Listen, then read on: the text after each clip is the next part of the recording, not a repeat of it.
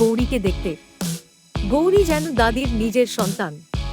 সেদিন সকালে নাতি রাহুল কৌতূহল নিয়ে দাদির পিছু নিল। দাদি গৌরীর গলায় হাত বুলিয়ে বললেন, গৌরী, কেমন আছো মা?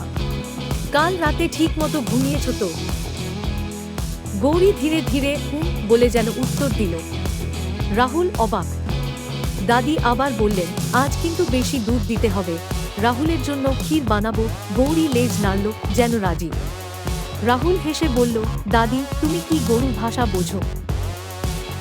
দাদি হেসে উত্তর দিলেন, মায়ে দিলে সব প্রাণী বুঝে ফেলে, কথায় নয় মনে কথা বলতে হয়। এরপর রাহুলও গৌরীর গলায় হাত রাখল। আশ্চর্য, গৌরী শান্তভাবে চোখ বন্ধ করল। সেদিন থেকে রাহুলও গৌরীর সঙ্গে কথা বলতে শুরু করল। রাহুল বুঝল, দাদি ঠিকই বলেছিলেন, ভালোবাসা যে কোনো ভাষার চেয়ে বড়।